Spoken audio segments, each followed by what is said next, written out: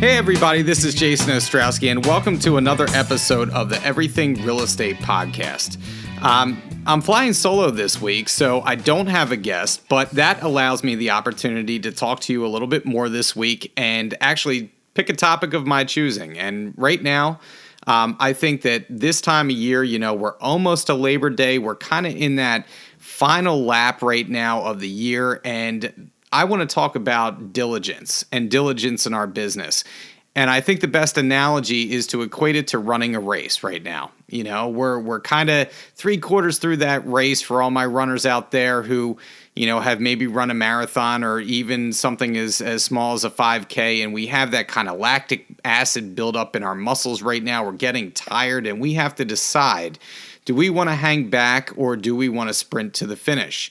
And the best way to run a race, in my opinion, is to be diligent, right? We have to know how to pace ourselves. We have to know what our numbers are through the race, and we have to know how to put ourselves in the best position to finish up strong, right? So in order to do that, we have to be diligent.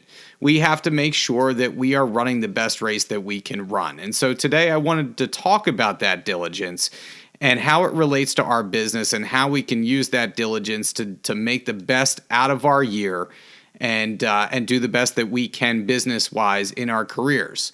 So I want to begin with a quote by Benjamin Franklin. And Benjamin Franklin says, "Diligence is the mother of good luck." That may not be a sexy word. It may not be something that you think about often, but, in our inspection period, we have a due diligence period for buyers to really scrutinize the house and basically do the work to know whether they are going to purchase the property or not. And when I'm talking about diligence, I mean diligence in our own work. And what are we doing to assess where we are so far this year and where we go from here? Because we really are coming up, pretty quickly on the last quarter of the year. We have 4 months left to potentially make our goals. I hope all of you are goal setting. If you're not, I would start today and make a plan for the last quarter of the year. But I've been reading some books recently that have really opened my eyes to not only being diligent, but doing diligence the right way. And so many of us start the year out and we may make a yearly plan. We may make a yearly business plan, which is great. There's nothing wrong with that. But with some of the books that I'm reading, it may make sense to do it a different way. And I wanted to talk to you about doing your diligence a different way. And perhaps, this will help you to propel your business even further, and some tips that I can share with you based on what I've learned this summer.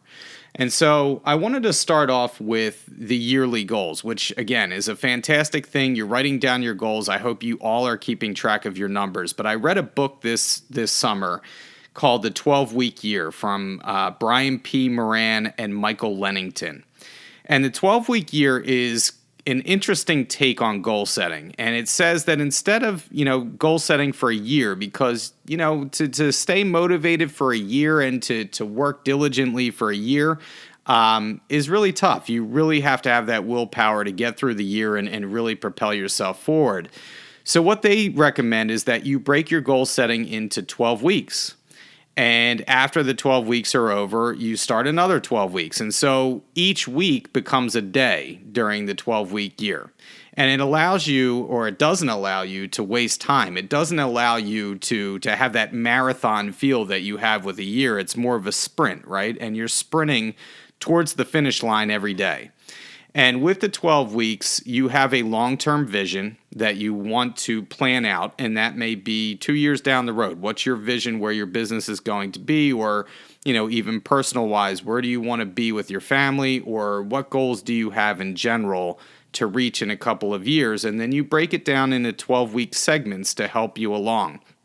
So example of that might be, for this 12 weeks in your business, you may want to get 7 new listings. And so in order to get 7 new listings, what do you need to do that? Well, I need to make 10 phone calls a day.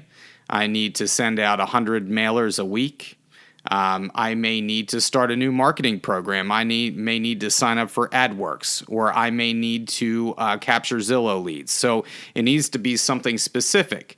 But I found in my business, having those 12-week goals sets you on task, and it gives you a sense of urgency to make sure that you're doing what you need to do every week, and you score yourself every week based on those specific goals that you have. Another one of my goals, just, for instance, just health-wise, I wanted to start eating healthier. So what does that mean? Well, that meant for me that meant cutting out the meat, the bacon. I needed to cut down on all that stuff. What else did it mean? Well, I wanted to, I have my Fitbit, so I wanted to reach 10,000 steps at least 4 or 5 times a week. These are very specific goals that you would meet in those 12 weeks. And then once the 12 weeks are over, you start another 12 weeks. So it perpetuates itself. And you always have goals that you're striving for. And I found that it's helped me in my business tremendously. And so now that we're entering kind of the last 4 months of the year, it's almost 12 weeks. So for me, I'm solely focused and motivated to try and reach my goals this year. And so my business goals, I'm very, very singularly focused on a number in my head to try and reach, and what do I need to do to reach that goal before the end of the year. I found that most of us have good intentions on what we want to accomplish every year, but we don't have a roadmap to get there. Or we do have a roadmap and we just fall flat, right? We're motivated at first, and then after a while, we get off track, and it only takes a couple days of getting off track to completely blow up a business plan for a year. And that's why I really like the 12-week year. I really like where it's coming from. It makes it bite-sized. You don't have this daunting year ahead of you. You have 12 weeks to stay focused on. And so every day you wake up with a purpose. And that's why I really like the 12-week year. And so what we've done in my office is we actually have a discussion every week. We hold what are called WHAM meetings, which is a weekly accountability meeting to piggyback off of the 12-week year. And so we have a group of us that basically planned our goals together, and now we meet every week to have an accountability session about, are we focused on our goals? Are we actually doing our goals? And are we accomplishing what we're setting out to do? And that's the next thing I wanted to talk to you about, is accountability, because whatever plan you have for the year, it always works better if you have an accountability partner or an accountability group, something to hold you accountable. It might be a family member, but you want to make sure that you tell somebody what your goals are. Because without that, your chances of failing are much greater if you do not tell somebody what your goals are going to be. You need somebody to hold you accountable. It might be a real estate coach that you're working with. And people who work with real estate coaches, they seem to be highly productive. And the reason for that is accountability in most cases. And so this group holds us accountable, and I meet actually every week once with an accountability group with the office, and actually I have a partner that I work with that I meet with as well. And we go over our goals, our 12-week goals. So now that we're entering September, we're almost at a point where our 12 weeks will take us to the end of the year. And I know for me, I'm the kind of person, I guess I'm a type A personality. I'm pretty self-motivated. I know for me, I'm trying to sprint to the finish line. December, November, around the holiday season, they can kind of be a dead zone for business. Well, I'm bound and determined to not let that happen this year. And so I'm thinking of ways that I can add to my business right now to not only make it busy for the rest of the year, but also, going into next year. What's my plan for next year? What do I want to add into my business? I know for me, I didn't get to do much networking this year because of COVID and not being able to be out there in the community. So for me in 2021, hoping that, COVID, we will find a solution to that problem and be able to be out with people in public and also in private. I want to be able to network more. I think there's a lot of opportunity in networking, and that's something that I want to focus on. So whatever it is that you want to focus on in your business, what's your plan for the rest of the year? I have basically that question for you. What's your plan for the next 12 weeks? How are you going to accomplish that? How are you going to finish up strong for this year and do well in your business and get to your goals? And then you need to start thinking about next year and what you want to do for that time frame as well. So, 12-Week Year is a fantastic book.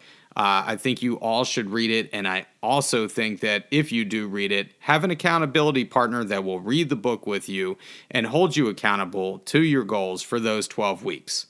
Now, another book that I wanted to share with you that I read this summer is called Atomic Habits by James Clear. And the last podcast that we had, actually a couple podcasts ago with Larry Kendall, who is the founder of Ninja Selling, recommended this book. And it was already on my reading list, but now I've officially read it. And Atomic Habits is a great book to piggyback off of the 12-Week Year, because it tells you how to start small. And the concept behind it is if you make a 1% improvement, whether it's in your business, your personal life, your fitness, whatever it may be, if you make a 1% improvement every day, you will always be striving towards excellence, and you will look back and see how far you've come and what changes you've made will make a drastic improvement in your life. So, that may be something so small that every day you wake up, you want to feel like you can accomplish that goal. It's not daunting. It doesn't seem like a task. It is something incredibly small that almost seems silly. But then you build on that every day. So for me, the funny thing is the first thing that I wanted to do habit-wise every day is that get up and make the bed. All right? That's something very simple to do. But a lot of times we get pulled away immediately. We start looking at our phone and we start answering emails. I wanted to make a concerted effort to get up every day and make the bed. So that's what I did. So I started the habit of making the bed. That was the first step. And then in the book Atomic Habits, there's a concept called habit stacking. So what you want to do is you want to start stacking your good habits on top of each other. So for me, the first thing was making that bed. And then after that, I did push-ups, right? So as funny as that sounds, now I'm making the bed and then I do push-ups. So that's my routine every day. Now I get up, make the bed, I do my push-ups.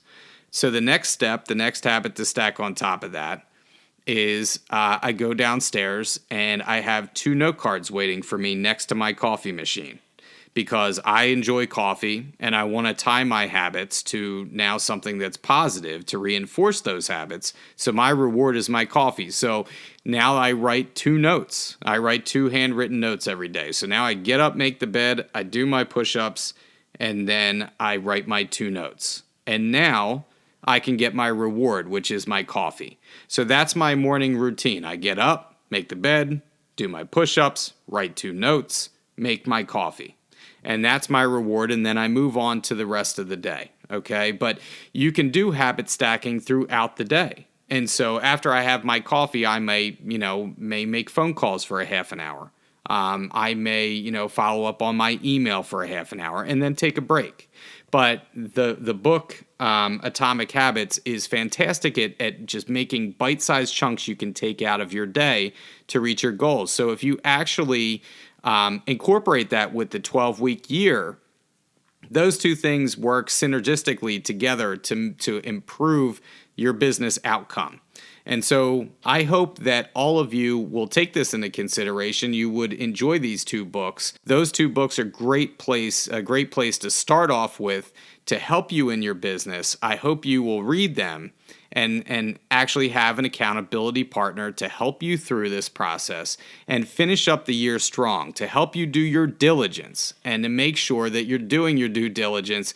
Self-reflect on where you are right now with your goals, and how do I finish up strong for the rest of the year? How do I make it to where I want to make it the rest of the way? And no excuses. You can do this. You can make your goals happen from now until the end of the year. Maybe the first 3 quarters of the year, you weren't very motivated, but let's just say, this last quarter, I'm going to do this, and I'm going to make my goals. I'm going to resurrect my business plan that I had starting the year, and I'm going to make a new plan for the remainder of the year and finish strong. And then I'm going to work on my goals for next year.